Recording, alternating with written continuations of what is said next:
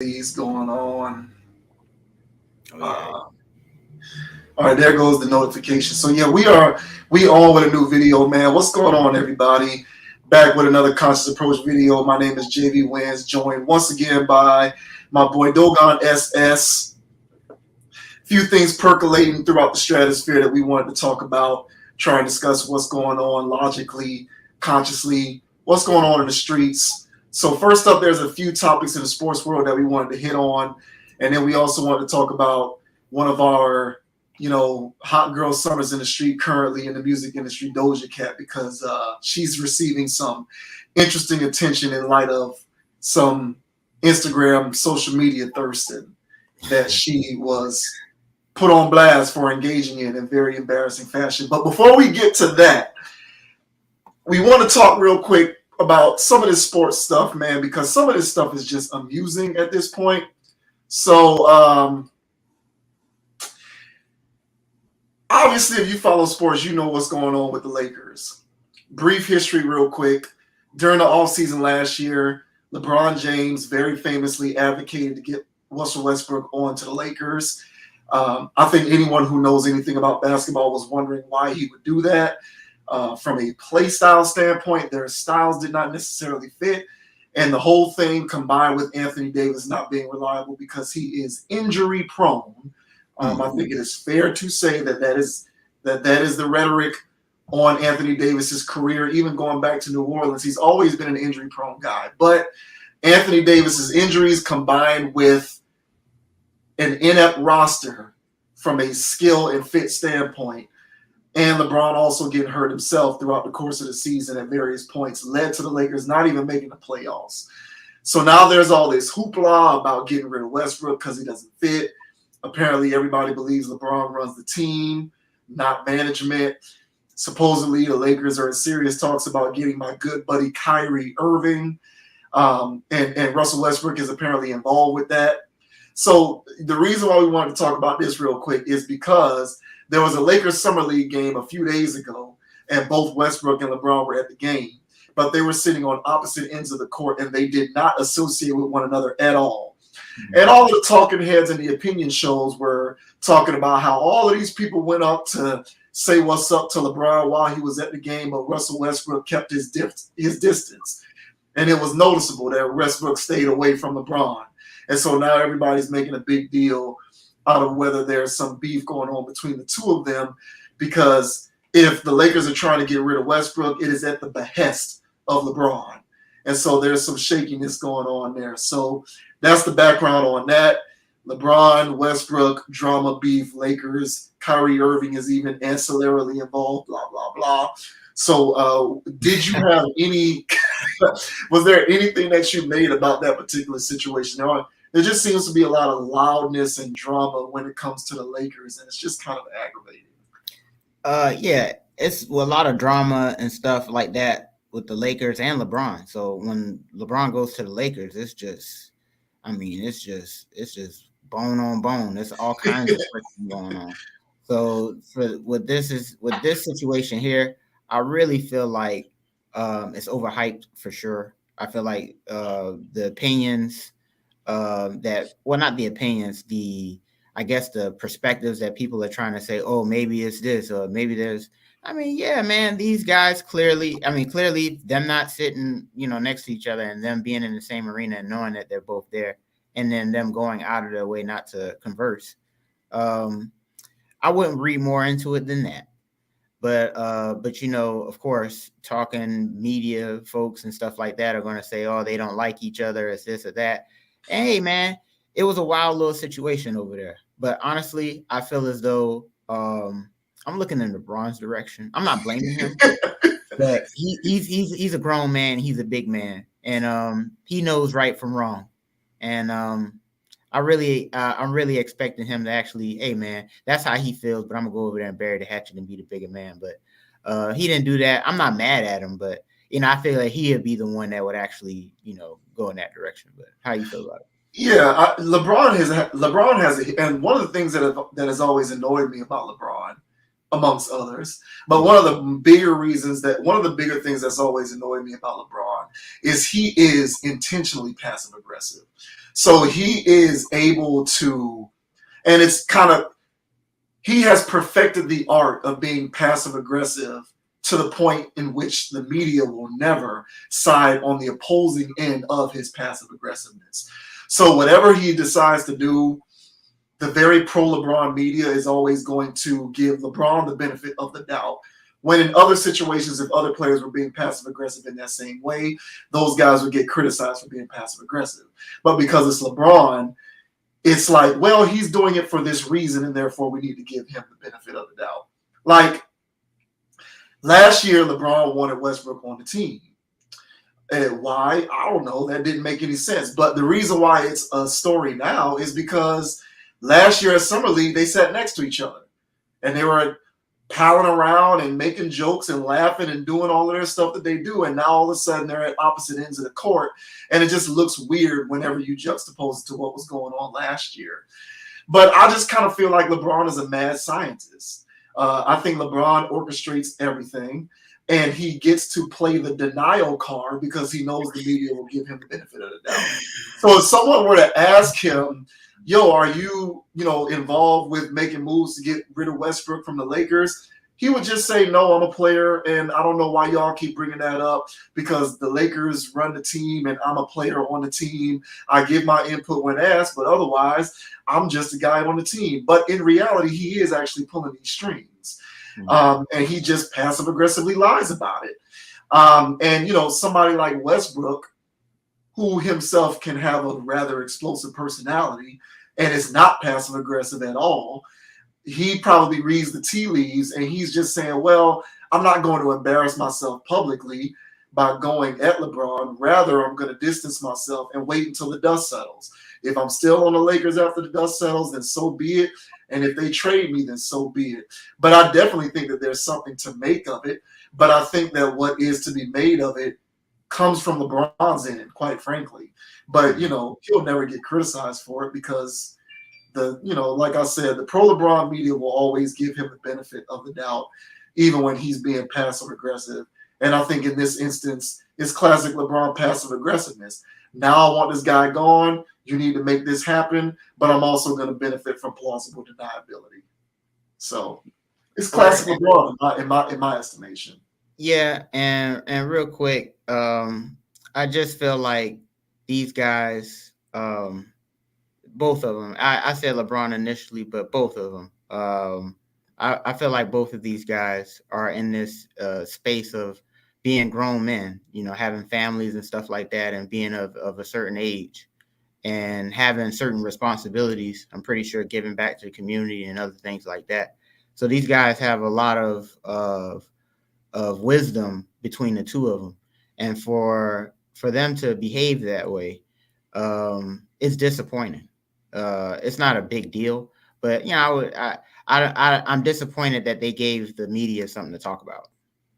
And if they did feel some type of way about each other, I feel like somebody there, it would have been nice if they would be the bigger man and just come over and be like, hey, what's good, even just for the cameras. And then, but that's, just be respectful. And just like you said, the chumness all last year and, all of that stuff, how LeBron get when you recruiting. So that's what I'm saying.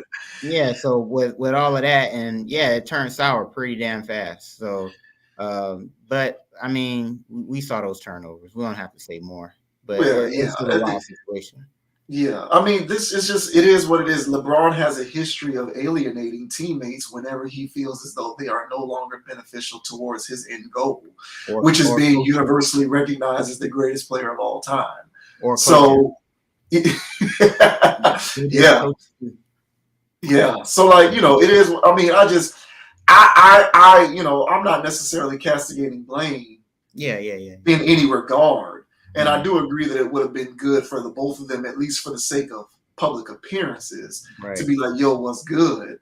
Right. But I think that most of this lays at LeBron's feet. But he gets to benefit from what I call the greatest superstar double standard in the history of sports.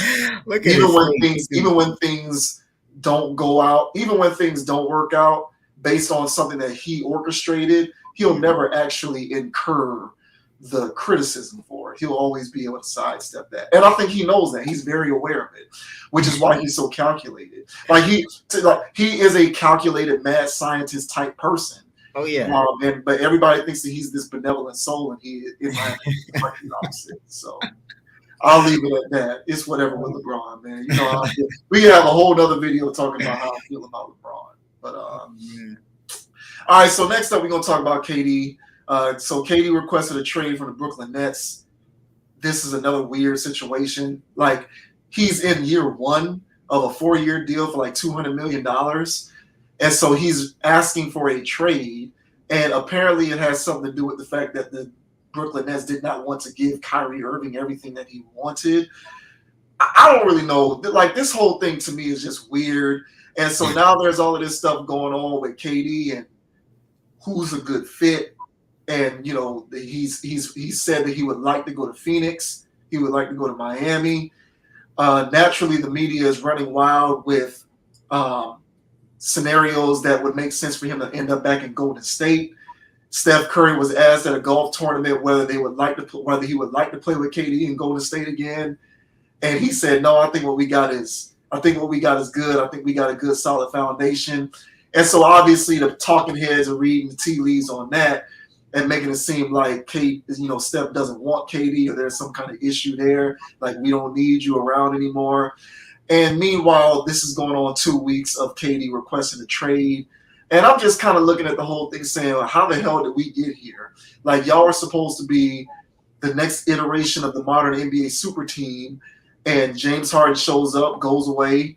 Kyrie Irving is a malcontent on purpose, as if you didn't know that was a part of his personality. He doesn't play half the games. You guys get swept in the first round by the Celtics. Kyrie Irving still makes demands that aren't met by the team because the team is going to stick to their guns. And now you say you want to get traded. So I don't really know what's going on with this. All of this is kind of annoying to me, but what did you have? What do you think about what's going on with Kevin Durant's trade demands? I think it's buyer's remorse, and it seems erratic and spontaneous the first time when they got together, and I was like, this seems so forced. It didn't feel natural. It didn't feel genuine. I'm a fan of Kyrie Irving. He's a cool guy. I think he's a cool guy, even though he's weird. He has his quirks, but at the same time, as a basketball player, I am a fan of his skill more than I am a fan of how he plays basketball. And I think he's tremendously skilled. I'm not a fan of his brand of basketball. And, it's not Rucker Park every day. I like teammates and passing and, moving without the ball and, that stuff. And he doesn't do that. And that's fine. But, because Kyrie's a shooting guard. And so if there's a situation where he's the point, I didn't see the formula building out basically. The Harden thing, again, another square peg in a round hole situation. I felt like that was forced. So I just wasn't a fan of how the whole thing was coming together. The Nash component is a head scratcher. No coaching experience at all. Just throwing him in a fire like that. Just because he's a Caucasian male who shot threes well, he's not Steve Kerr. And so they just threw him in there and just say, hey, Nash was a floor general, so he should be able to. Nah, man, coaching is a lot deeper than knowing X's and O's.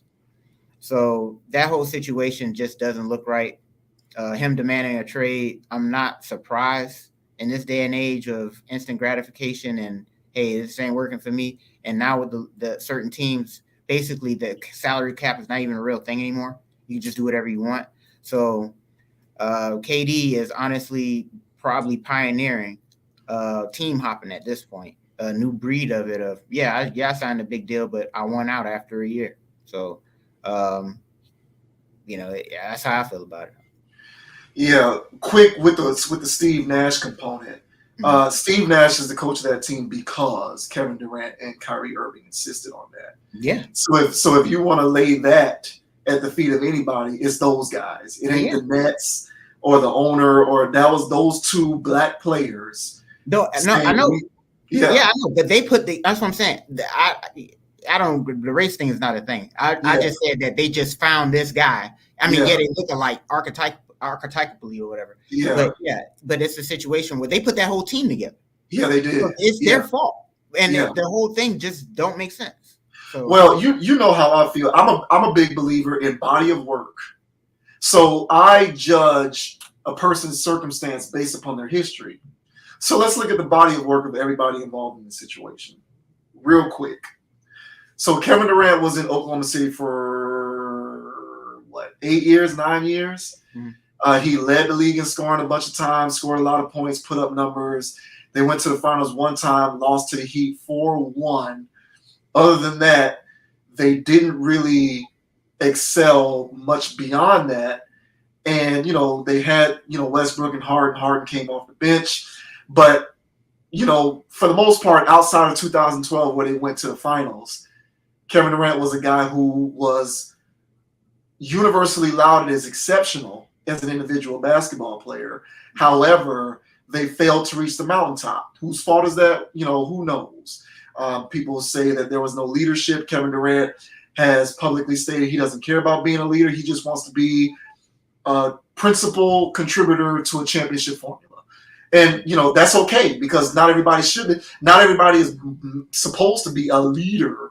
So, leadership, that's one of those things that gets thrown around, in the sports media landscape and is used as a weapon to take players down a peg when it comes to, how we should perceive them in terms of their all-time greatness, because we've made it this barometer for, whether you're a leader or not, is also whether you're a leader. No, you can be elite. You can be an elite player even if you're not a leader. And, Kevin Durant, like I said, much to his credit, has said, I don't care about being a leader. I just want to be a principal contributor to a championship formula. Be that as it may, he was in OKC for all those years. They went to the finals once. I think they went to the conference finals like once or twice. Other than that, they lost in the second round or the first round all the rest of those years. So, Russell Westbrook took the brunt of the heat for that. In the aftermath, it was, it's because Westbrook plays the way he plays and it ain't going to work. So Kevin Durant goes to Golden State. He tries to circumvent the system by putting himself in a situation where he's pretty much guaranteed to win because he knew that his all-time greatness couldn't be validated without championships. So he says, well, what's the fastest way for me to actually be able to bypass that? Well, let me go to the team that has the best core so that we can win. And then they won 2 straight. I don't necessarily agree with this idea that you completely discredit his achievements because he was on Golden State. If you were actually watching the games, they don't win that without him. And he was by far and away the best player, both on offense and defense. So he deserves credit for that. However, if you want to compare him to other guys who won at a high clip but didn't necessarily do it specifically in that manner, it's a fair assertion to make in terms of bringing him down a notch or two if you want to analyze it in that fashion. But just looking at KD, then he goes to Brooklyn, and there's nothing to show for that entire experiment. Kyrie Irving, I don't even need to get specific with that. He was the number 1 overall pick. They were perpetual losers in Cleveland with him there when he was healthy because otherwise he wasn't available because of injury.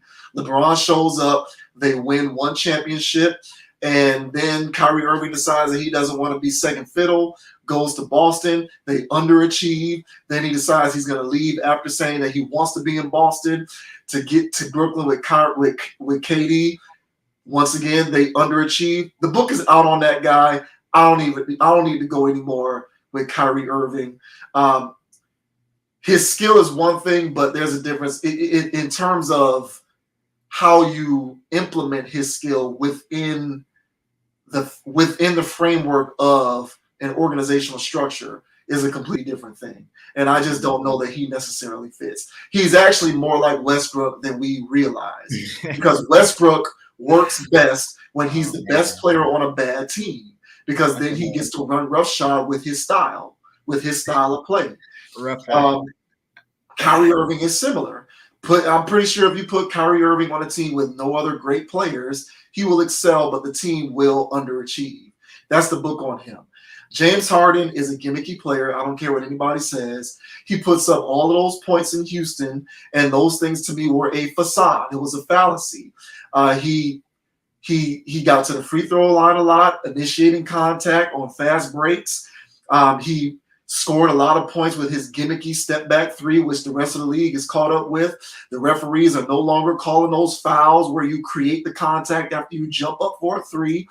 And on top of that, he's an older player. So all of that has contributed to his dissipation as an individual player.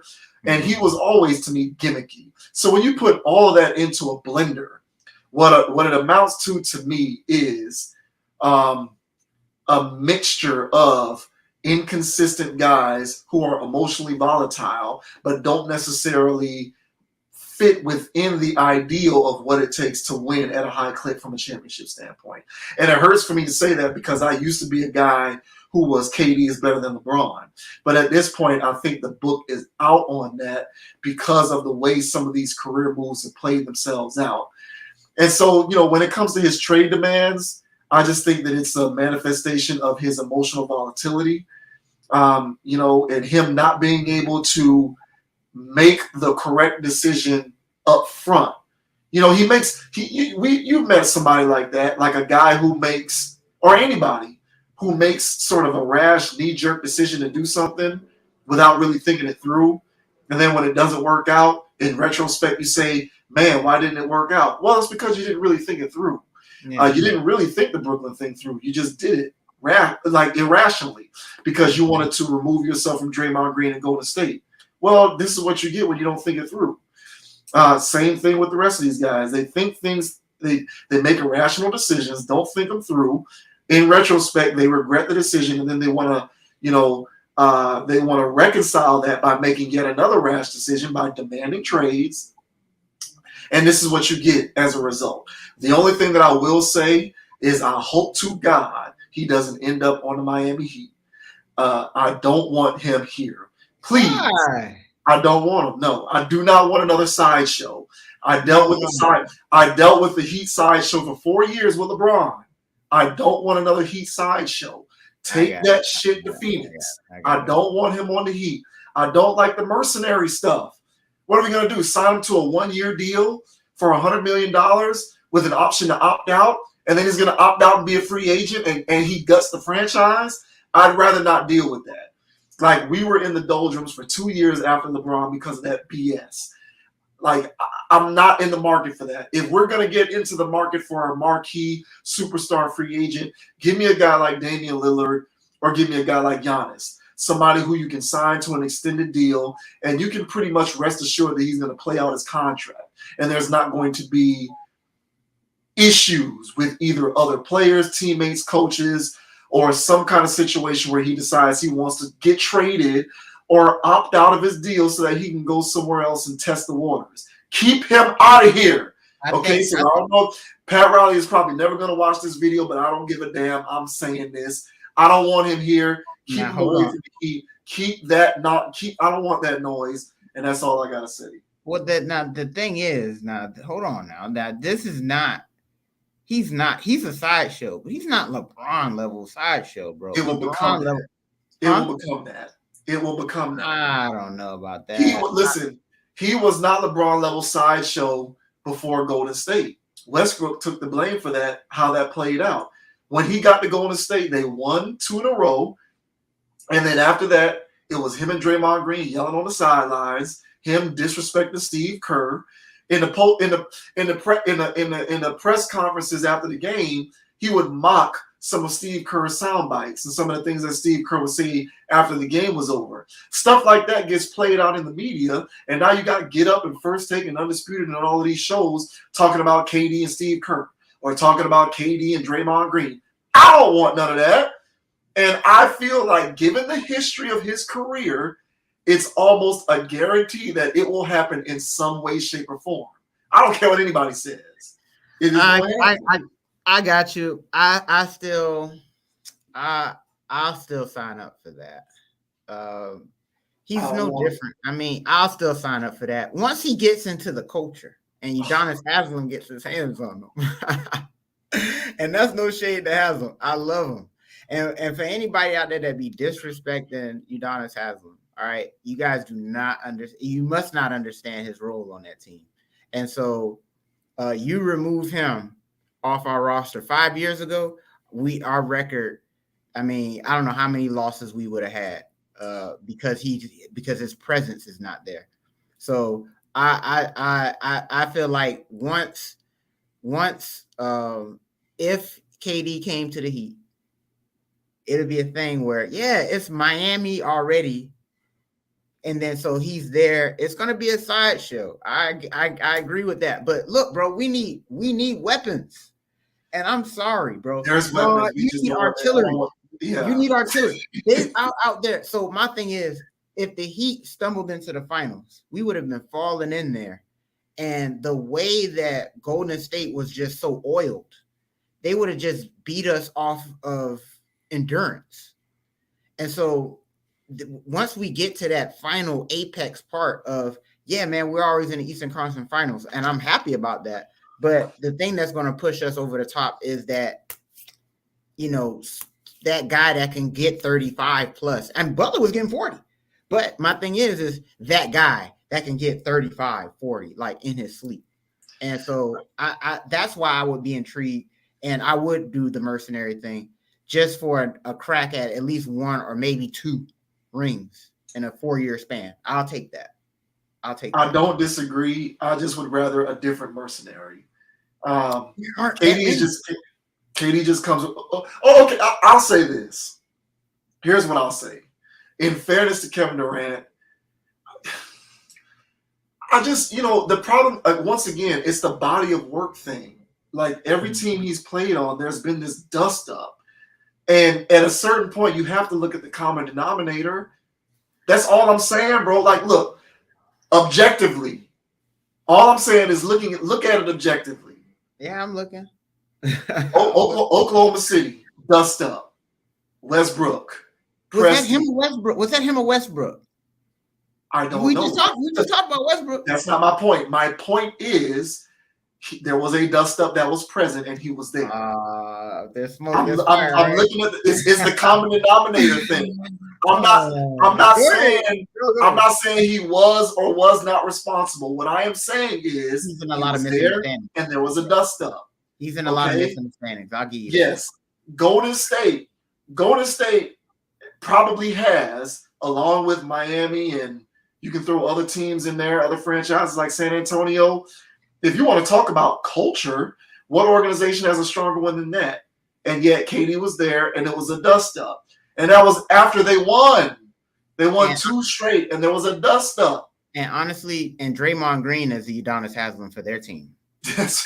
So what I'm saying, and now we're in Brooklyn, dust-up. So again, if you want to give KD the benefit of the doubt and say that there were extraneous circumstances and he wasn't at fault for most of that, I'd be willing to entertain that notion. However, the common denominator is that there were dust-ups everywhere he played. Whoever you want to assign blame for the dust-ups, there was a dust-up everywhere he played.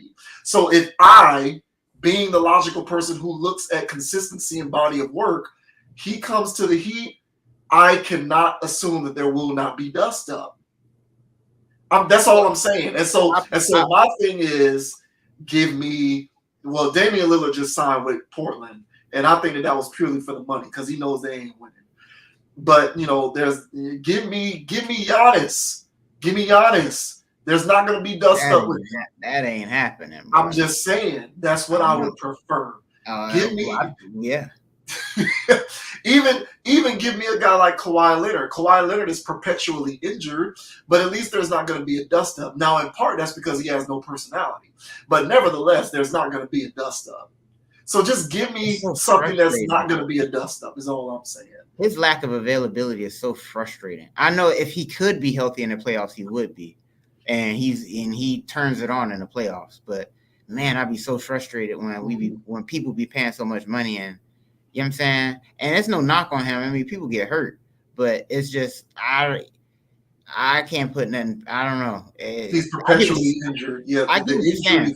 Yeah. But if we had Kawhi in the playoffs, whoop over the top. Yeah. So I get what you're saying. But man, It's nothing like the what's that Slim Reaper, bro. Yeah, I know, bro. And think that's the thing is, I like Kevin Durant, but I also have to be an honesty broker. I feel I you. feel like that's my. I feel like I, that's one of my charges in life. And it's like I'm watching this stuff, and I don't get into the whole because you know what a lot of people do who spend too much time on social media is they'll want to give their uninformed opinions as to what's going on, even though they have no idea because they don't know KD, nor do they know anyone else who's involved in the situation. So I'm not going to give my uninformed opinion on what's going on or who's to blame. So I don't engage in that. But what I do look at is the evidence that I do have available to me. And the evidence that I have available to me is everywhere he's been, there's been a dust up.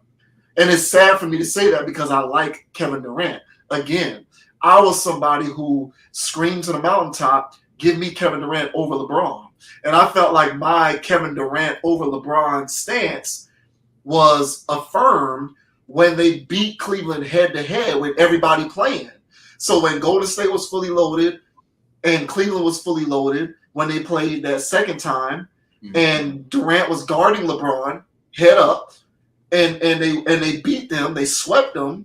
I felt like my stance was affirmed in that regard because both teams had everybody playing, and Golden State swept them. And moreover, Kevin Durant was guarding LeBron, and I loved that. And so I felt like, yeah, give me Kevin Durant over LeBron. But now at this point, it just seems like it's just a lot of noisiness. And even though he can bring a lot of benefits to your team by him being there, I just kind of predict the dust. Like, when is the dust up going to happen? And I just don't like dust up for the team that I like. It's entertaining for other teams that I don't care about. But I have one team in this league that I actually follow. And outside of that one team, I just like individual players. But I do follow the one team in the Miami Heat, and I just don't like dust ups. I'm not averse to superstars. I just don't like circuses. And LeBron was a circus, and KD, I think, would be a circus. Yeah, we already have a combustible person. Jimmy is a combustible. Yes, yeah. And so I don't know how Jimmy Butler, KD is going to mesh in the locker room. And look what happened with Jimmy Butler with Karl-Anthony Towns. Like Karl-Anthony Towns and Wiggins. Like both of those guys, probably from a personality standpoint, are closer to Kevin Durant, I would say, in terms of being stoic and not necessarily caring about, being life of the party type superstar type person. Like they keep to themselves and they're more stoic. And there was a dust up with Jimmy with those guys. So I'm just saying, I don't know. I would just rather not take the chance. Yeah, Jimmy's abrasive. He has an abrasive personality. And so, if you're not on his good side, he's going to let you know about it. And so, I don't know how that's going to work because KD is so he seems emotional, and the decision to go to Golden State was emotional. Decision to go to Brooklyn is emotional, and honestly, I wouldn't put nothing past him that this next decision is going to be emotionally based. So as far as the whole talks of him going to Golden State, I don't think that's going to happen. But I definitely think that wherever he goes, it's going to be. I hope he doesn't make it off emotion, but he's leaving out of emotion. Exactly. So, this is part of his behavioral set. I agree with that. I didn't look at that angle. The one legit one that I would give because I'm the blame pointer at least. I will say that hey, the Golden State thing was he realized that was a bad decision, even though he was winning, and so he kicked up dust. Yeah, so I get it. So that was the one legit one where I was like, come on, KD, come on, man, get it together. And I was hoping he was going to, revitalize up there, but it felt forced for all the reasons that I stated earlier. So, yeah, man, I'm wishing him the best. If he lands on the Heat, bro, sorry. Yeah, I'll have to accept it, but I'm not going to be happy about it. But yeah, it's the mere fact that he has requested a trade. So it's not about because he, where he ends up might not be a bad thing, but the mere fact that he just up and requested a trade after just signing a 4-year extension a year ago, that's an emotional decision. There's no other ways to cut that. And so, everywhere he's been, there's just been a dust up. That's all I'm saying. And so, what is his sign? Go ahead. It was like $198 million for 4 years, and he's in year one of that. Something like that. And, furthermore, for selfish reasons, I fully intended to invest in season tickets to the Heat next season. Right. And if Kevin Durant ends up on the Heat, the price of that is going to skyrocket. Yeah. And I want to be able to be in the building. And if I can't be in the building because of that, I'm going to feel some type of way. Mm-hmm. So, all right. Next up, we're going to talk about this top 10 quarterback list real quick. So, you know, all of the media outlets are talking about this. I guess it's a slow news cycle for the NFL. So, you know, there was a poll amongst coaches and executives and players ranking the best quarterbacks in the NFL. And this was the top 10 quarterbacks in the NFL. So we see here we got number 1, Aaron Rodgers, 2, Patrick Mahomes, 3, Josh Allen, 4, Tom Brady, 5, Joe Burrow, 6, Matt Stafford, 7, Justin Herbert, 8, Russell Wilson, 9, Deshaun Watson, 10, Dak Prescott. And the reason why this is making so much headway in the media is because people are outraged that Lamar Jackson wasn't included in the top 10. They believe that there's massive disrespect on the part of this poll, on the part of this list, because Lamar Jackson should be in the top 10. And so there's just, you know, it's media fodder, right? You know, you need something to talk about. This is a piece of content to talk about.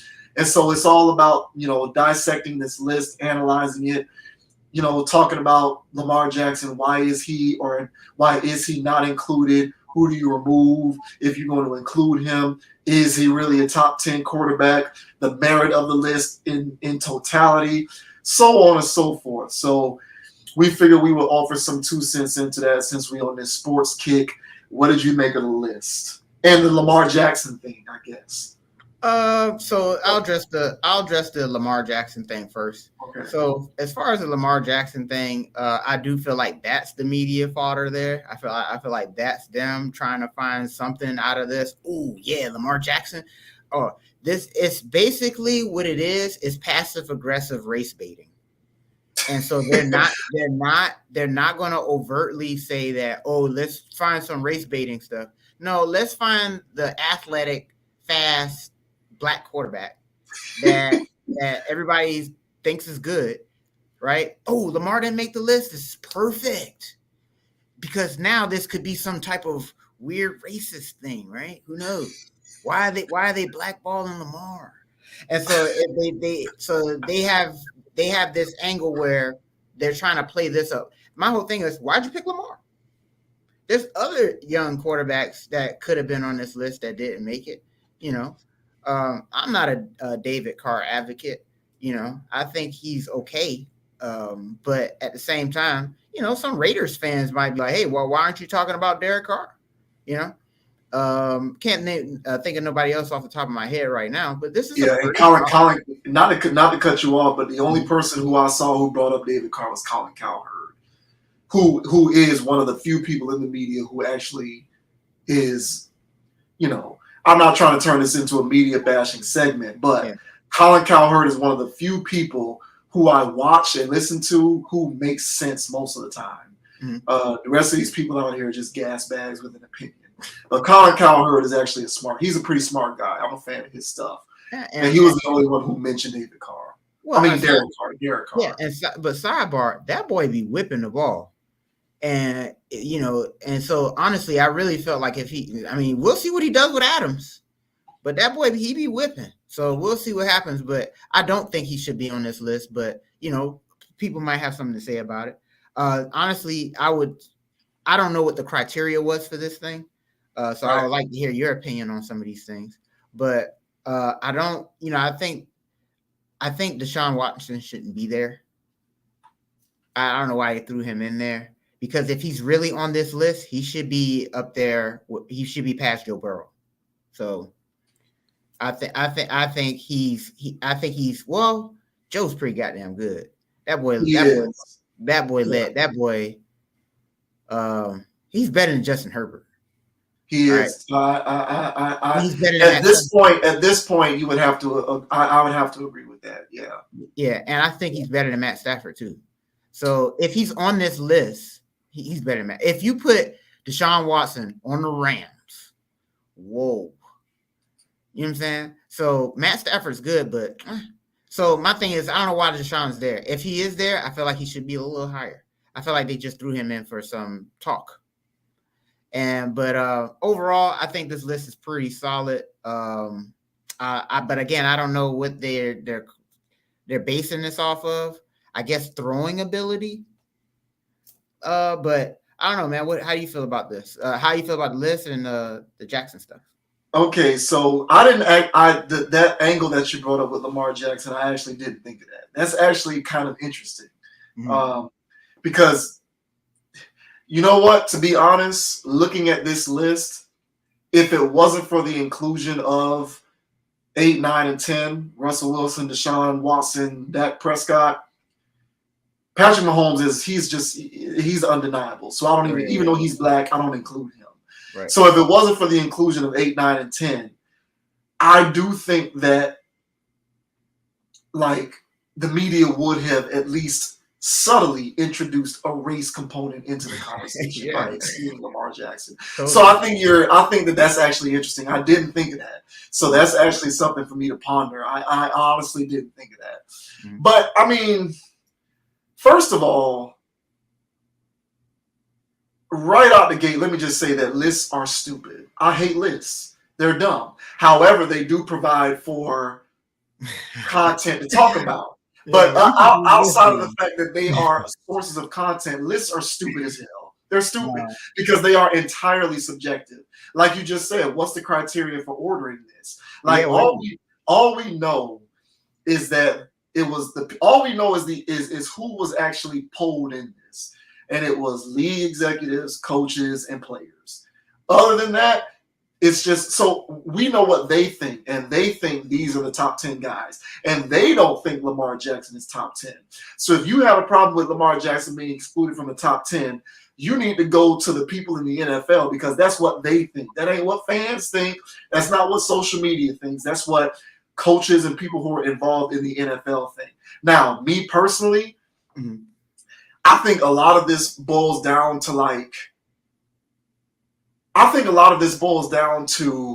who are if you just replace, because the name of this list is the top 10 quarterbacks, right? If you just take that out and you put in top 10 quarterbacks whose style is most likely to win a Super Bowl, then I think there's less of an argument here. Because that's what I think the essence of this list is. It's all about who are the quarterbacks who play in a certain kind of way that if they're on your team and everything goes well, you have the greatest chance to win a Super Bowl. And that's why Lamar Jackson isn't on this, because even though Lamar Jackson was a unanimous MVP, which is the main thing that people point to as to why it's so egregious that he's excluded. How do you exclude a guy who was a unanimous MVP? Well, because for that year he put up great stats, but so what? Like that's who, it's not a stat. This is not a stat list. And the reason why he was a unanimous MVP was because for that 1 year, he was a bottle rocket who put up fantastic numbers. Thus, he was a unanimous MVP. To me, that doesn't mean that you're automatically a top 10 quarterback. However, I can say that, but still at the same time say, I kind of think that Lamar Jackson is better than Dak Prescott. So, No. You don't think so? I mean, I don't, but the thing, so let me look at, here's why I think that this list is kind of misleading. So I pulled up the last. Let me read off every quarterback who has won a Super Bowl since 2010. Okay. Starting with 2010, Aaron Rodgers, Eli Manning, Joe Flacco, Russell Wilson, Tom Brady, Peyton Manning, Tom Brady, Nick Foles, Tom Brady, Patrick Mahomes, Tom Brady, Matthew Stafford. So in that entire list, the only player who is even remotely comparable to Lamar Jackson is Russell Wilson. And a lot of people suggest that year, that team was mostly anchored by the defense, not by the offense. So even though we can all acknowledge that Russell Wilson is a great quarterback, there's also the idea that team was about the Legion of Boom in the defense and the running game with Marshawn Lynch, not Russell Wilson. So even if you exclude the outlier of Russell Wilson, every single quarterback that I just mentioned plays a certain kind of way from an athletic and from a cerebral standpoint. Lamar Jackson does not fit that mold. Hence, why I think this list is mostly about the type of quarterback who, from a stylistic standpoint, is most likely to be a Super Bowl winning quarterback. And that's why I think Lamar Jackson was left off the list. So I'm not offended by that personally, number one, because I don't think stylistically he lends himself to being a Super Bowl winning quarterback. And number two, and this is my personal opinion, I really don't think he's as great as ESPN tells me he is. I think that he is above average. I don't want to skirt him, so he's great and all, but he's somebody who is more athletic than a cerebral pocket passing quarterback. And sue me for thinking that cerebral pocket passing quarterbacks who throw with accuracy are most likely to win Super Bowls. And that's what I think this list is about. So that's my 2 cents on it. Otherwise, I don't really have a problem with it. And I don't really feel some type of way because Lamar isn't on it, because I'm not really that high on Lamar to begin with. So let's say this, right? So now that you say that, because I was looking at this as throwing talent, like I didn't know what this was about, because even though I love Aaron Rodgers, he's fun to watch, and honestly, he really doesn't get much help. But the thing is, he really doesn't get much help. So I had to re-say that because I'm thinking about what I'm about to say. Yeah. I was about to say, because basically, if you had a team, right, it's stacked, but it's not too stacked, but you just need that quarterback to help you win the Super Bowl. So let's say that you have that roster already built and you can sign anybody, right, for that 1 year to make a playoff run, right? So would you have Aaron Rodgers as your top one on this list here? Before last year, I would have said yeah. But that loss last year in the playoffs at home left a bad taste in my mouth. Mm-hmm. And it's like, bro, like, okay, so we were born in 80. You were born in 85, right? I was born in 86. Mm-hmm. Okay, so in the lifetime of me watching this, Aaron Rodgers, to me, in terms of just watching somebody play quarterback with my eyes, is the best I ever saw. He's better than anybody I've ever seen play. In terms of just the way he throws it, how accurate he is, how he pretty much never throws a pick. He's the best I ever saw play. However, there's something off about the way that the teams keep losing in the playoffs. And I can't put my finger on it other than what you say about him not having help. So the question therein becomes, if you swap Aaron, let's say if you put Aaron Rodgers on the Bucks, would the Bucks have won the Super Bowl? That's what I'm saying. That's still tough. And it's like I can't definitively say for sure yes, because I don't know, and so I can't really. If you give me in a vacuum, the team is stacked, and you just need a quarterback, and you want to win a Super Bowl, and I can't believe I'm about to say this, I'm going Tom Brady. Yeah, that's what I say. I'm going Tom Brady. I'm going Brady. Yeah. And after Brady, I might go Allen or Mahomes before I go Aaron Rodgers because of the way Aaron Rodgers has looked in the playoffs, where you're always favored and you lose at home anyway, despite you being favored. Like, that is not a good look. And so even though I've always been an Aaron Rodgers fan and I've always felt like Aaron Rodgers was the best from a skill standpoint, it's the whole KD LeBron thing. It's like, I want you to win to validate how I feel about your talent, but you keep coming up short. So at a certain point, I have to relent and just take the evidence for what it is. Mm-hmm. And so to answer your question directly, I'd probably have to go Tom Brady over Aaron Rodgers. Yeah, and that's why I don't know what this list is. It might be to date. I think it's just pure, in a vacuum, just ability. I think that's what it is. I think it's just because look at Justin Herbert. Justin Herbert is number 7, and in terms of what he's achieved in the league, in terms of what he's achieved in the league thus far, Justin Herbert's not better than Russell Wilson. Yeah, like, and even though Deshaun's been MIA for a while, based on what he did in the years that he was healthy, even though he didn't have much help either, I might go Deshaun over Justin Herbert too. So I kind of think that this is like in a vacuum talent, the way they get it done, throwing the ball kind of stuff. Yeah, and to on the Deshaun Watson thing, man, I didn't know he was that young. He's only a year older than Joe Burrow. Yeah. And so Deshaun Watson was doing this 4 years ago. Right. So Deshaun Watson is better. And if you give Deshaun Watson, Jamar Chase, and all this other, and Joe Mixon and all this other stuff here, and the seeding, because they had a sweet path to the Super Bowl too. I'm not taking anything away from what they did, because it's still the Bengals going to the Super Bowl. But at the same time, they had a sweet path, and they have a good young roster. Yeah. Something that in Houston, they had J.J. Watt, and they had Hopkins. That's it. And that's it. That's it. And you know how good Deshaun Watson was is like you know how we used to always watch teams. We would always watch games where there was a quarterback and you had a superstar otherworldly receiver. And we would spend the whole time watching the game saying, F it, just throw to that guy. Exactly. Just keep throwing him the ball. Mm-hmm. Keep throwing it to him. Mm-hmm. And for whatever reason, we would watch the whole game, and it's like the receiver would get like 2 targets the whole game. Why aren't you throwing to this guy more? Deshaun would just throw the ball to Hopkins all game long. And it was like he was still able to get it to him. Despite the fact that there were no other weapons on the team, he was able to get it to him. So I give Deshaun credit for stuff like that. Yeah, for sure. And so to go back to what you said, like, yeah, if this is a list of, hey, because let's make this our list now of, hey, team stack ready to go. We just need a quarterback to win. I'm picking Tom every time. Sorry. Even though I can't stand the mother lover, I will pick him every time, because why? I've learned to not bet against him. And so if you give him a team, which he did in Tampa Bay, literally this literal scenario, and he pushed them over the top.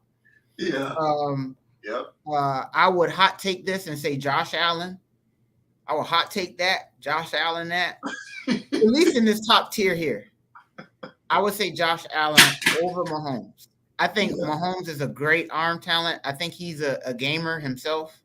But at the same time, we'll see what he does with no Tyreek, even though I think Mecole Hardman and all those guys, they still have people. But we'll see what happens. But I like Josh Allen a lot. Yeah. I really like him. I feel like he's really good. So I'll take Josh Allen over that. And then Mahomes. Man. I would take Joe. Honestly, I would take Joe Burrow over the rest of these people too. Yeah, because Joe Burrow was getting it done despite the fact that he was getting beat up. Like, he was getting sacked a lot. And I like the fact that he just – I like quarterbacks who get the ball to playmakers.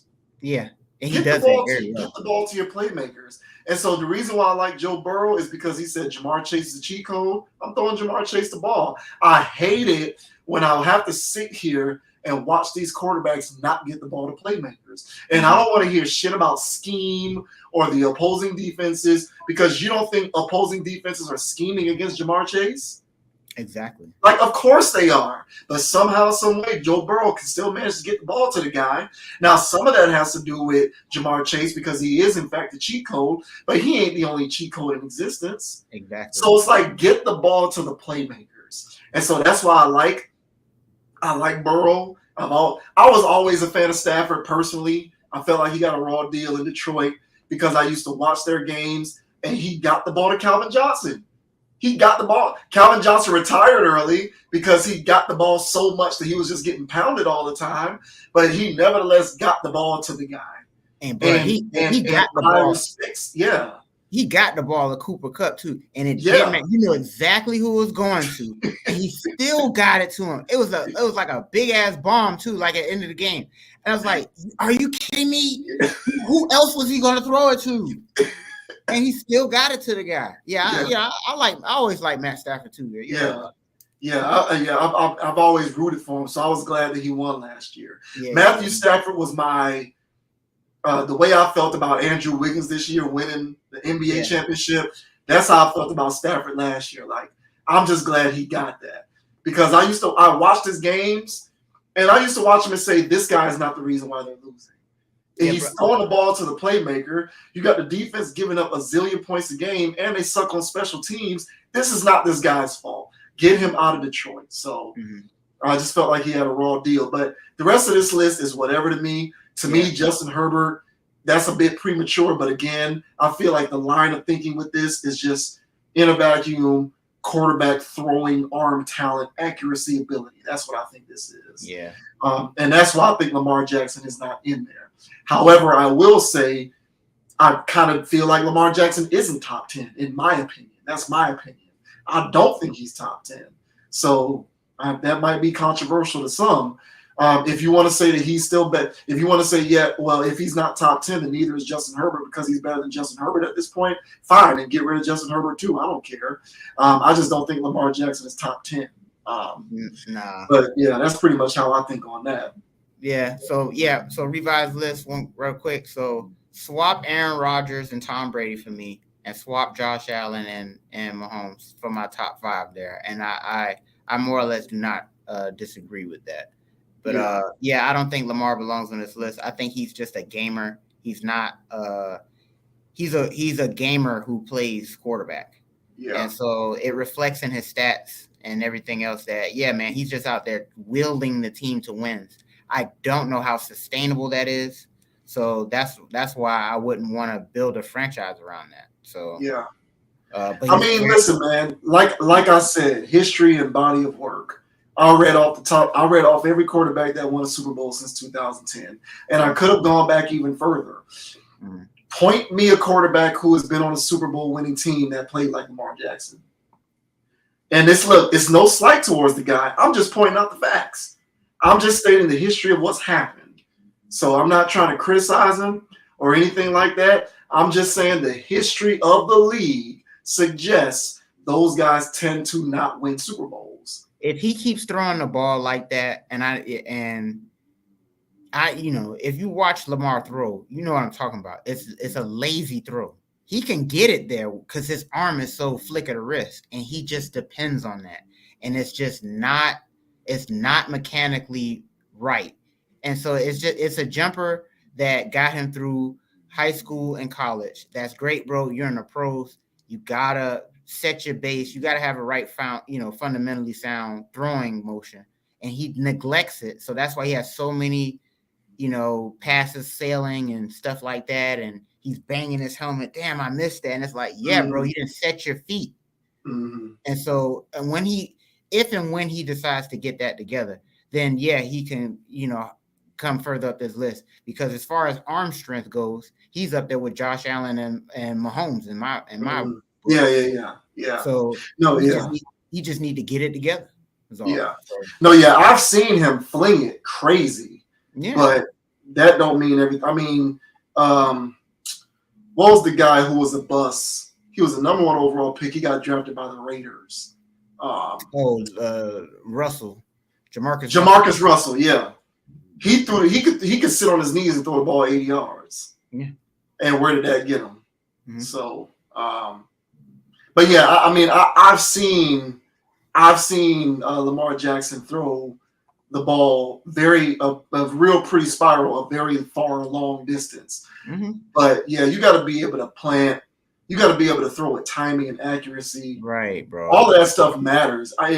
All of these talking heads on radio and on TV and on these podcasts making all these excuses. Like, look, man, what works.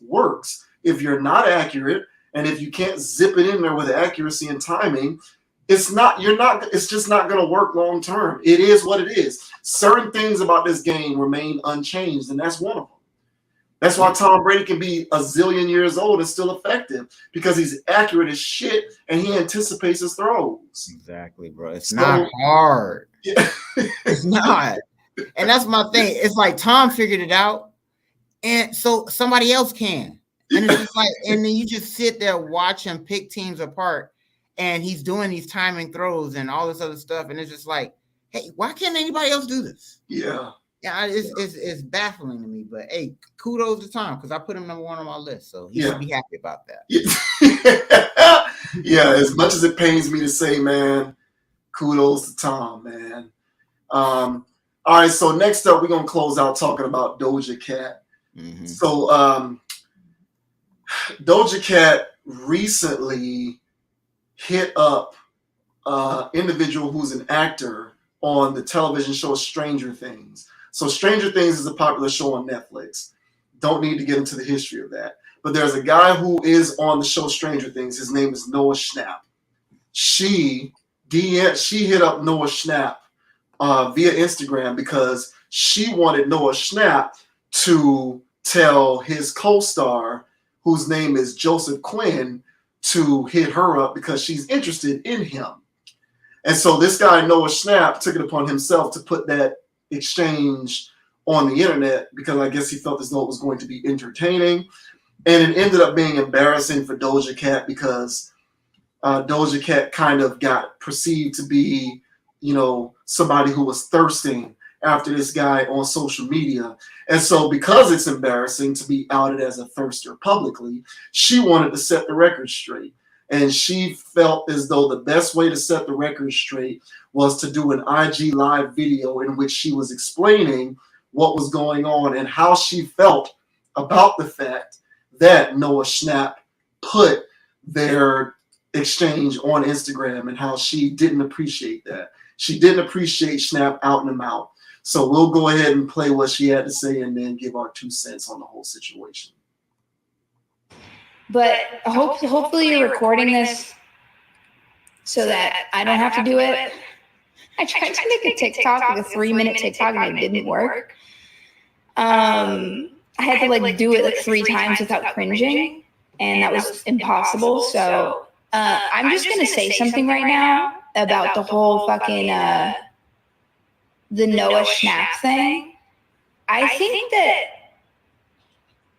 to be fair, first let's try to be chill about it. To be fair, this is a kid. Noah is I don't know how old he is, but he's not even over there's no way he's over 21. And he might be. I could be wrong. But when you're that young, you make mistakes. You do dumb shit. I'm trying to be super fair.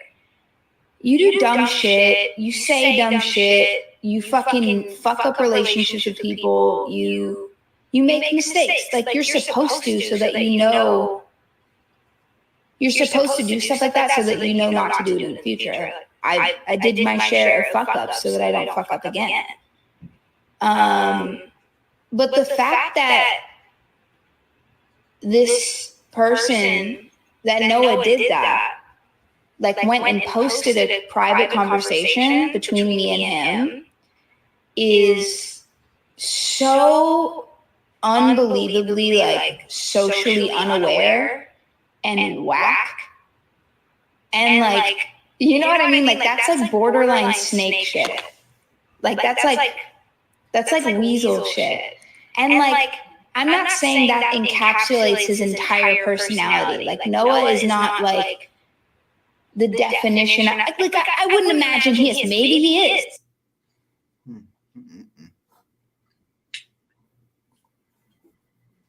That was it?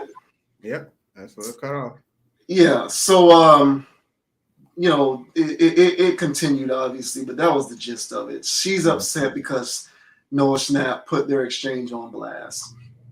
I think the only reason why she opted to do that was because she was embarrassed, because the narrative around this entire situation was the way that she was thirsting after this Stranger Things star.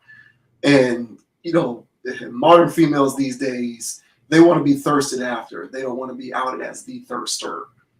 I think that was part of the motivation for why she responded in this fashion. I'll leave my initial comments there. What did you have to think? What was your take on this? Whether it was her response, or the whole situation in its entirety. Her trying to get this dude to slide into her DMs, or her trying to slide into this guy's DMs, or whatever the case may be. I know this guy, Joseph Quinn, is probably trending unexpectedly in a positive way because now his name is being talked about unexpectedly. But to his benefit, because now his profile has increased thanks to Doja Cat. So what were your thoughts on the whole situation and what she had to say.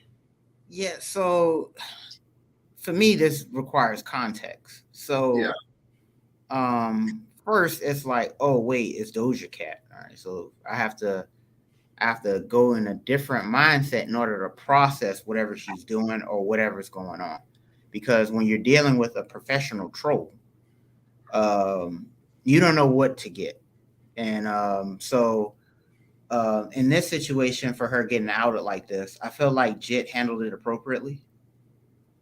He handled it like how she said how Jit would, in a situation of, oh, celebrity hitting me up asking about my boy. It's a flex for him. Mm-hmm. So him posting a flex online, and the thing is with the Doja girl is that, I don't know what, she should only be mad at herself, for, talking to, a guy that she knew he was underage.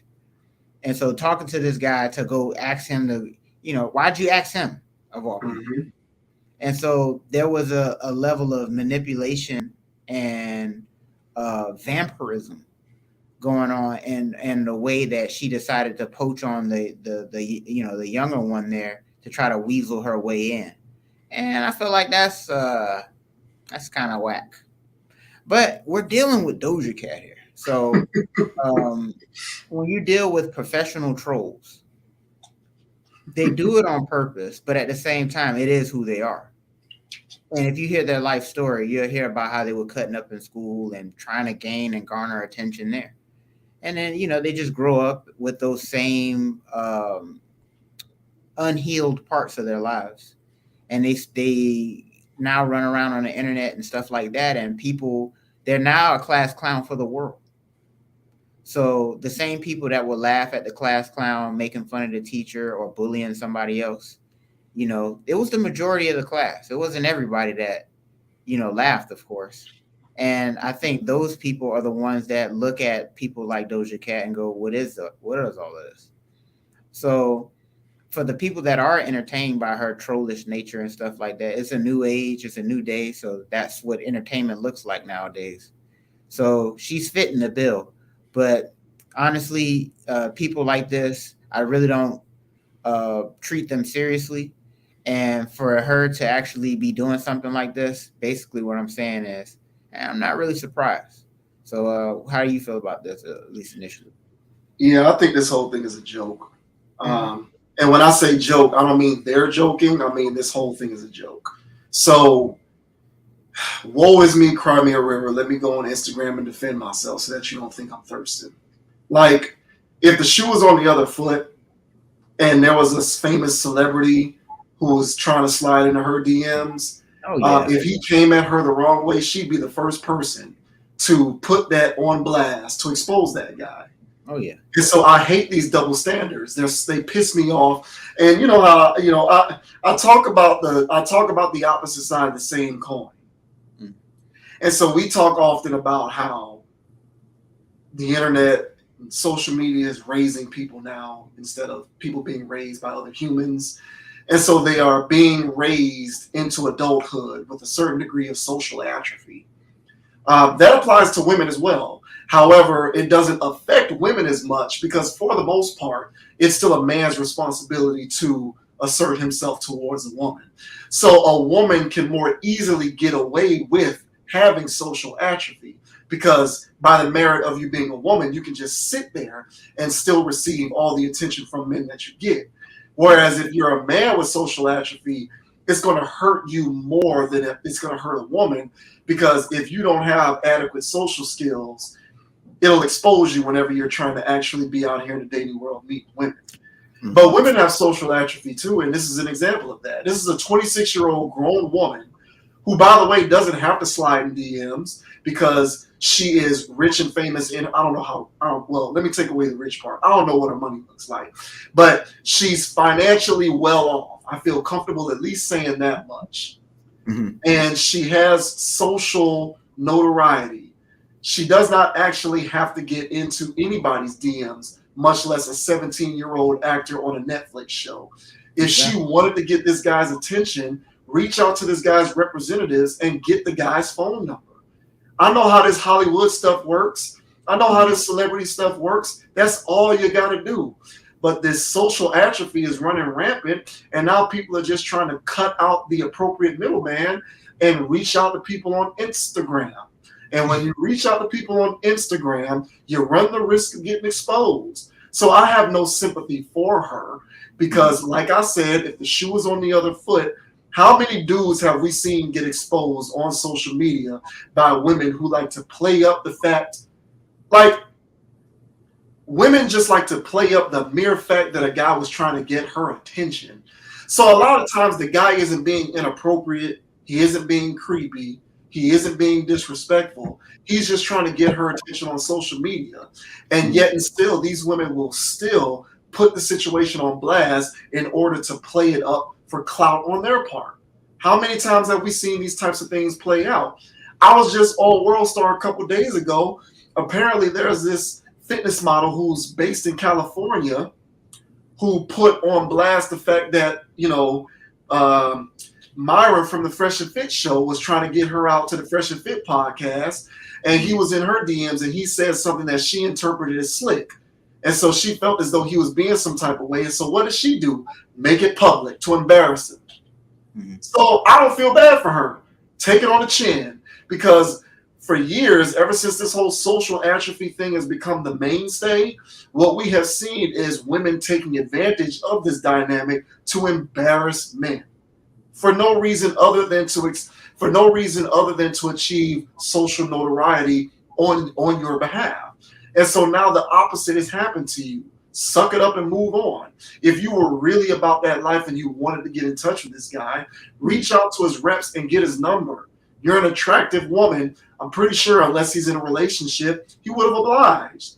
But you chose to go the Instagram route with his co-star, no less, who's underage. So at the very least, you could have at least predicted his immaturity and likelihood to put the situation on Front Street for everybody to consume for entertainment purposes. And the fact that you didn't process all of this information and instead just go ahead and knee-jerk do this in this fashion, that's egg on your face, Doja Cat. That's your fault.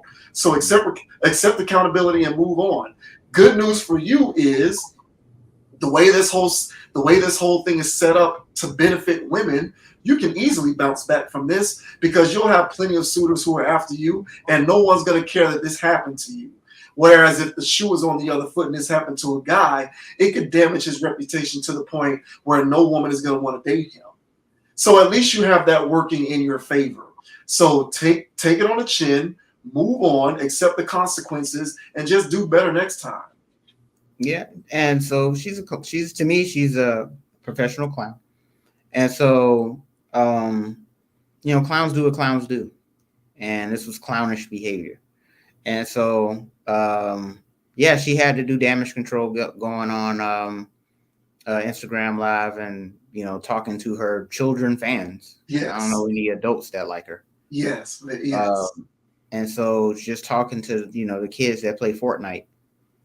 And you know what I'm saying? And so this what we're dealing with right now, that's what I'm saying, as far as internet trolls and stuff like that, is the sad part about it is, at least, that the youth are watching and taking notes from this behavioral sets. And DM sliding to me, no knock to anybody that's watching that does it, no personal knock, but me, I get the concept, but thirsting, it was a fine line between DMing and thirsting, but third party and underage kid, in order to get some that qualifies for thirst. I think so. Yeah. And she is who she is. She could have found somebody next to him, her age, you know what I'm saying, or closer to his age, to actually, make that play. But I felt like it was kind of Weasley, you know what I'm saying, in the sense of her trying to maneuver the way that she did that. And even in her message, she was like, oh, doesn't he have a girlfriend? LOL type of thing. And just like, it speaks to it just speaks to a lot of things of what's going on with modern people. Mhm. And but yeah, she reaped what she sowed with that, and it came instantly. So it is what it is. But yeah, this is nothing to her. Honestly, I'm pretty sure there's a part of her that is embarrassed, and there's another part of her that's glad this is going on, because now her name is circulating. And for people like her who just seek validation at every turn, this is all the validation energy she needs. So I'm pretty sure she'll get full off this whole exchange as well. So yeah, this is just we live in a weird world. Like the Instagram DMing thing to me is just impersonal. But when I'm learning, and it's never worked for me because I came up in a generation where being impersonal doesn't help you in social situations. But Instagram and the social media stuff, it actually creates a safe haven for, impersonal forms of communication. Because when you're DMing and you're texting and you're doing all of that kind of stuff, a lot of aspects of your communication style gets lost in the shuffle. And there is a lot of room for misinterpretation to occur. Mm-hmm. And so when that misinterpretation takes place, nowadays, this is what can happen. Like before, if there was misinterpretation, all that would happen would be like one person would just say, hey, man, let me give you a call so we can talk about this to make sure that we're on the same page. But that doesn't happen anymore. So nowadays, if there's any sort of misinterpretation, it's, oh, let me put this on blast because I feel some type of way about what you just communicated, even though there might be some misinterpretation going on. Mm-hmm. And so, like, this is the weird world that we live in where instead of doing face-to-face, more personal forms of communication, we opt for these more impersonal, informal forms of communication. But like I said, the reason why I have no sympathy for Doja Cat or other women who are in similar circumstances is because women, by the nature of the way that this dynamic plays itself out, will always be able to bounce back from this, because there isn't a single guy who's going to say, Doja Cat got embarrassed for trying to thirst over, this Quinn guy, so I'm not going to talk to her no more. There's no guy who's going to say that. No guy's going to say that. But there could be a woman who says, you kind of got played and embarrassed on social media, so I'm going to pass and I'm not really going to deal with you. That very well can happen.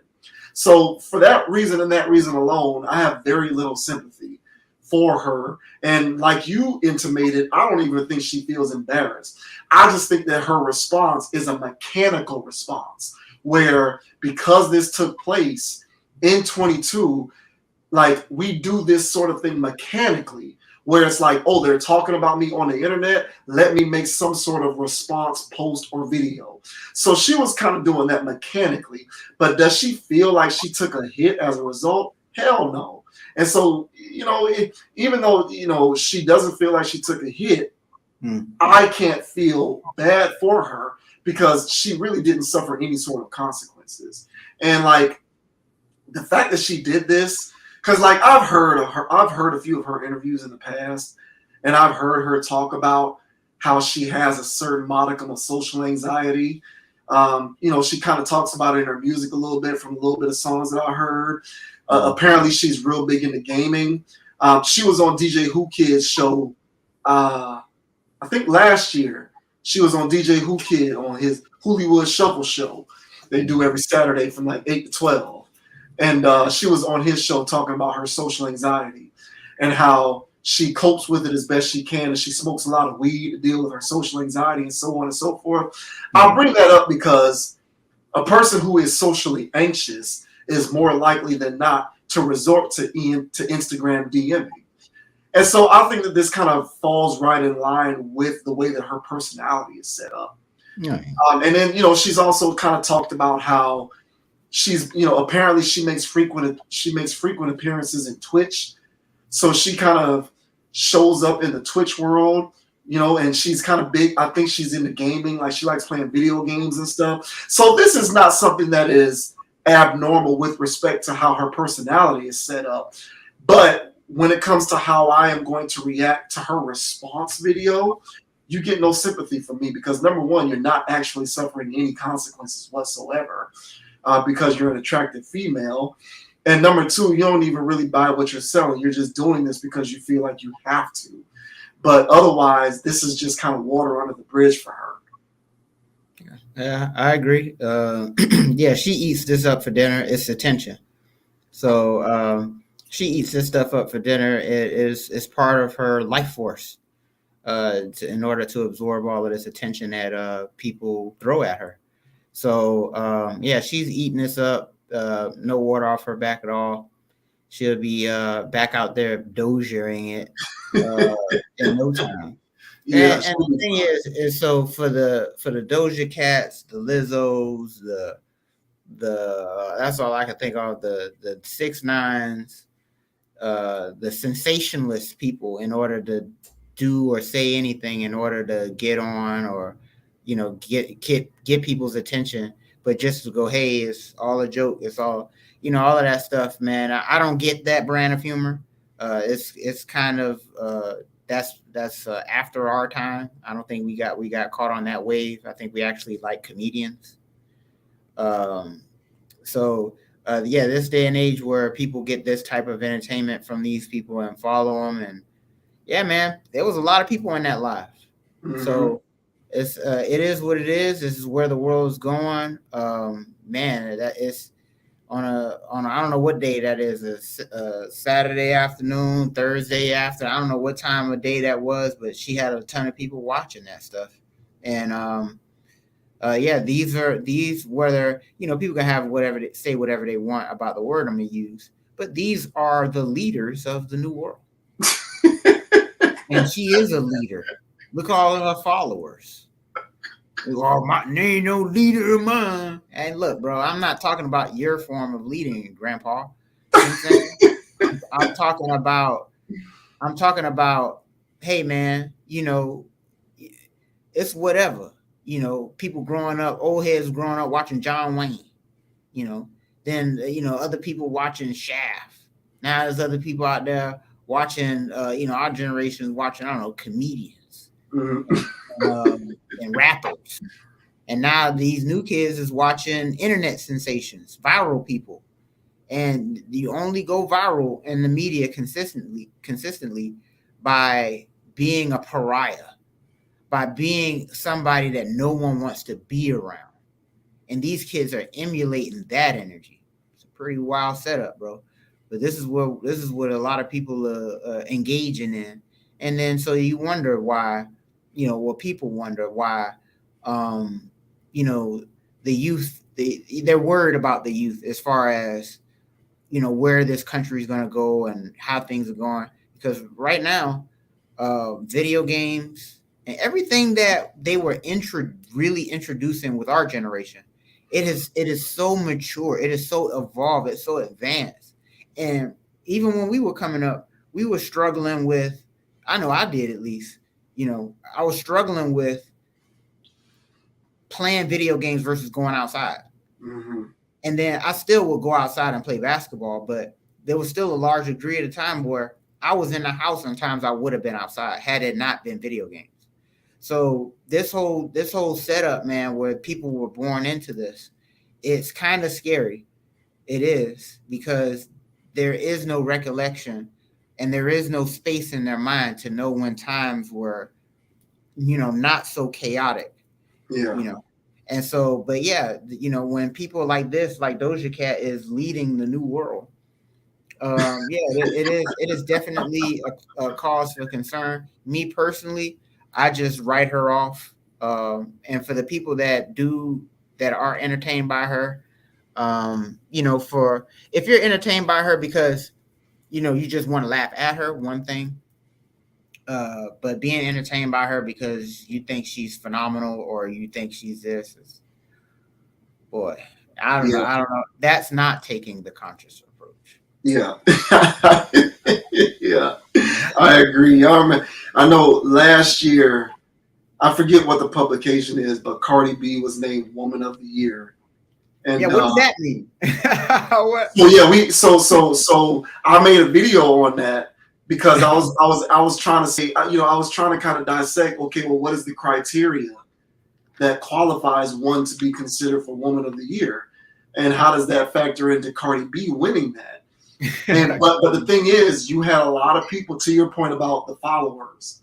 Yeah, there were a lot of people who were proud that she was named Woman of the Year because they felt as though it was symbolic of a victory for all mankind. Because Cardi B was, named Woman of the Year. It really is. It is. It's scary. I think about, whenever I see stuff like this, I think about my nephew. My nephew just turned 12. And, my brother is raising my nephew to be a masculine man, which I personally think is a good thing. And, eventually my nephew is going to start dating. And, I see this kind of stuff that's going on, and I kind of worry for him, because I say to myself, what is my nephew like? How is he going to navigate this situation? Like, what is he going to do? It reminds me of a Chris Rock bit from one of his stand-ups. I think it was Never Scared. I think it was the Never Scared stand-up, where Chris Rock was talking about Yin Yang Twins.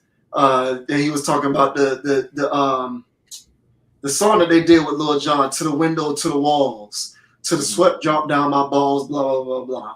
And he was talking about how all, the women are, this is the music of the day.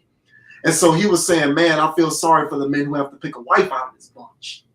That's how I feel about my nephew. I look at, hell, I halfway feel that way about myself. And my nephew is a generation removed from me.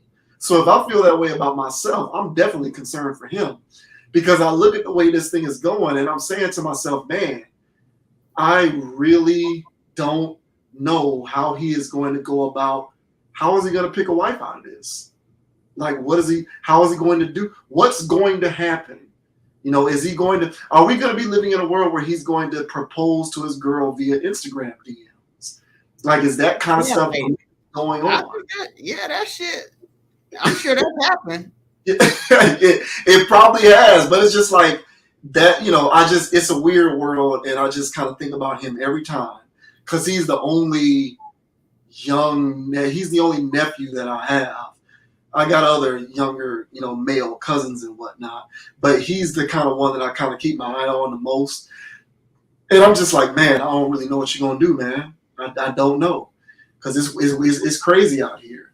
You might be texting with a girl and you say the wrong thing, and she gonna want to put it on her Instagram for her 2-3 million followers, because that's the wave now. A lot of these kids out here got 10,000 followers because they just know how to game the system. And, this is just where we are. And so Doja Cat in this situation is a microcosm of that, because I think to a certain degree she's playing upon the fact that she has millions of followers, and she's leveraging the situation to her advantage. And how you can be in a relationship with that type of energy is beyond me. I couldn't do it.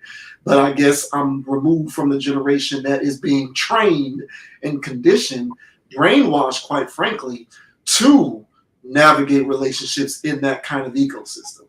Nah, factual, but people like Doja Cat, she's a slider.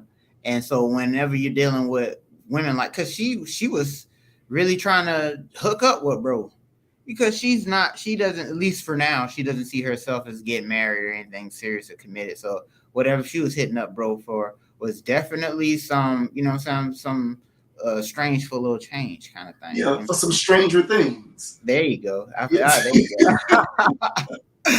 Oh man, boy, yeah, that was a good one. Pun intended, right? Pun intended, yeah. But so that's what she was really looking for. So her whole situation, where it is what it is with women like that. And I say the same thing for my nephews, man. Where they're out here in this market, where they literally have, city girls and this and that, summers this, and man, it's pretty wild out there. So, but yeah, man, so long as, whenever you do connect with them, just tell them like, hey man, have another eye outside of your entertainment, in a sense of take the stuff that you get entertained by And that's anything, bro.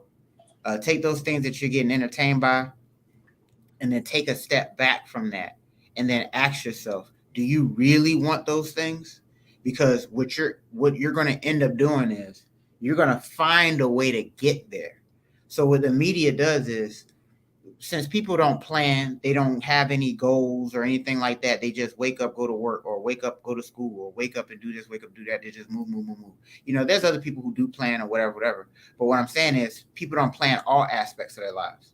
So whenever there is something that comes out on television, a television program, and they're showing people how to live, or, hey, these are cribs. I'm getting old school, but cribs, these are celebrity houses. This is the cars they drive. This is this and this is that.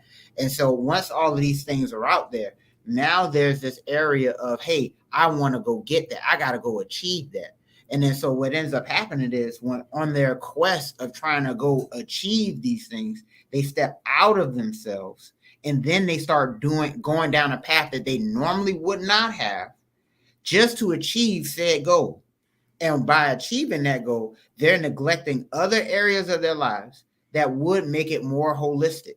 So for me, myself personally, when I was out there trying to chase certain goals of being this type of whatever guy, super whatever man, I was positioning myself and hanging around people that was not advantageous for me, that could have landed me in bad situations. I actually got in bad situations by having my goals set on the wrong thing. But who created those goals? I feel like I created them, but I chose them from a selection of things that was always given to me through quote unquote entertainment. So to tie everything in with full circle, with people like Doja Cat, she's just doing her thing. She's just whatever, right?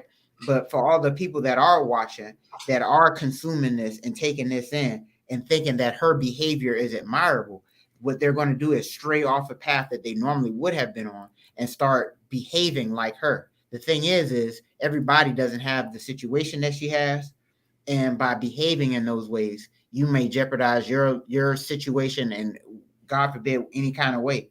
But you're definitely going off a path that you were trajected to go somewhere else. So these types of things, where allowing entertainment to control people's visions, therefore control their goals, therefore controlling their behavior. It's a thing where when talking to your nephew, and whenever I talk to mine, I tell him, I say, hey, man, just separate the two. And that is a facade world. And if you really achieve that, and by really achieving that life, I don't think you want the regular consequences that come with it. And then for the people out there, they give the expression where it's more money, more problems, or whatever. So if the whole thing is, if your whole thing is to make more money, if that's what your life is about, is to make more money, then yeah, you will have more problems, because your goals aren't set in the right place.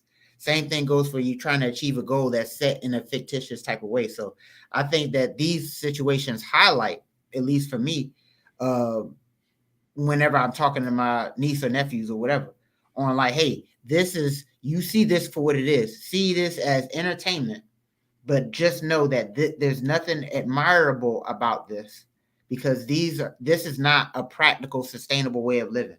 She literally has to troll the world to get paychecks. And so how else will you compromise yourself and your integrity in order to reach said goal? So if my niece or my nephew was following this type of behavior, then now they're going out in the streets, compromising themselves on a regular, but they don't have all these followers. Now they're just out here doing some bum crazy stuff. So yeah, man, it's a wild dynamic. That's why I get super charged about her, because it's a thing where she's just doing this, just whatever.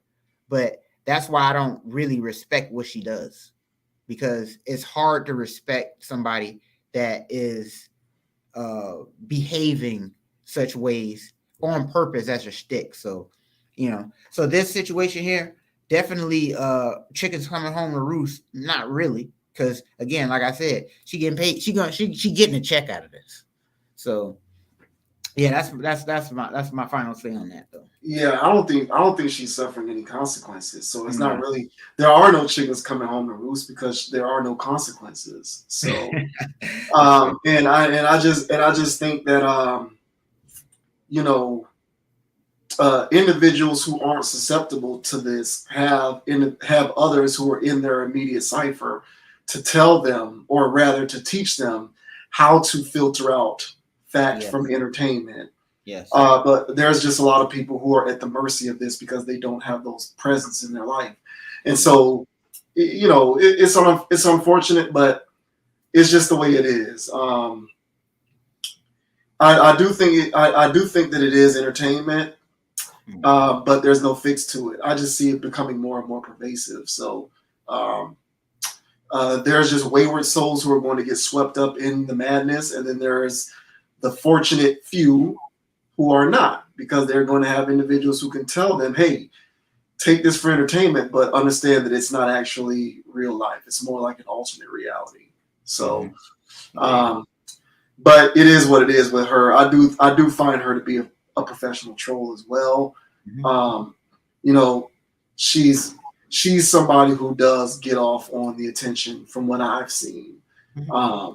Especially when she gets into certain things like, invading male spaces intentionally, like video game streamers. Like, why are you in a Twitch stream? For what? Like, that's a male dominated space. So if you're not a female who's doing your own twitching because you're streaming your own gaming, why are you there? So I don't know. It's just certain aspects of this world to me that I just find, I don't know, a lot of it's just weird, but yeah, a lot of it's weird. It is what it is, but that's going to close it out for this week, man. Appreciate everybody for tuning in. If you're watching this channel on the Conscious Approach channel on YouTube, please hit the subscribe button so you can get the notification for all new content published to the channel. Hit the like button because it is free. Certainly appreciate it. Appreciate everybody for tuning in and supporting knowledgeable content. Otherwise, you can find Conscious Approach on Instagram at Conapproach, CONAPPROACH. And you can also find me on Instagram at JVWins, JVWINS. There's also a Conscious Approach Facebook page, although I don't know for how long, because I am seriously considering closing out the Conscious Approach Facebook page because Facebook is actively engaging in censorship. And so I'm tired of it. I'm tired of dealing with them and their machine learning and their censorship. They want to, not make certain posts, on your public feed if the machine determines that it's too divisive or controversial. Ooh. So, Facebook is on some other stuff, Meta, or in other words. So we might be getting rid of that, but for now, at least, you can find Conscious Approach on Facebook. If you happen to be watching this video on the Facebook page, hit the like button, hit the share button, on YouTube. Certainly appreciate it. You can find me on Instagram at JVWins. Can't remember whether I said that or not. Either way, all relevant social media networks, you'll find me. And otherwise, thanks for supporting knowledgeable content. Appreciate it. Yes, sir. And the name's Dogon SS, not it's Dogon, not Doggone. So I don't know if everybody sees it and say Doggone, but it's Dogon. All right. So it's Dogon SS. And you can find me on Instagram at Dogon_SS. And also on YouTube at Dogon SS. All right. So subscribe over there and then follow on Instagrams. I still got a TikTok account, so follow me over there. I might post some things over there. But I had to take a break. That thing, wow. I had to take a break. But as I always say, man, keep it calm, keep it chill, keep it player, man. Keep it neutral, keep it amicable. Just go through life humble, man. Walk light but carry a big stick. And yeah, man, stay chill. Back, stay chill, man. Until next time, man, we're gonna go ahead and close out. Appreciate everybody for tuning in. Guys, especially all you younger dudes. I know your generation does things a certain kind of way, but trust me when I tell you, there is no substitute for walking up to a girl in person and engaging her in conversation and asking her for her phone number. Get off Instagram, get off TikTok, get off Snapchats, get out of the DMs. I know that that's your wave, but trust me, there's no substitute. And all you're doing is opening yourself up for the potential of being embarrassed by operating that way. Those will be my parting words, man. Yeah, and just to piggyback off that, and it's nothing like getting your own fresh kill. Yeah. Yeah. You went out there, you hunted, you did your thing, you brought it home, and you skinned it, you filleted it, and all that there. Yeah, man, ain't nothing like that. That food tastes a lot better than the one that you got ready made at McDonald's. So Yeah, just yeah, you going to Japan? Yeah, you going to Japanica to get the hibachi as opposed to just yeah. I mean, look, man, just stay out of. Don't pull a Doja Cat, man. Stay out of the DM. Stop. These dudes getting exposed left and right. It's embarrassing. Like retain your damn manhood because they're trying to strip it away from you. The modern American society is trying to strip you of your manhood and tell you that you're wrong for embracing your manhood. And a lot of these masculine women are trying to strip you of it as well. Don't let them do it. Stay out of the DMs. Make your moves in person. But until next time, man, we'll catch you on the flip side. We're signing off for another video. Appreciate everybody for tuning in. See you later. Peace.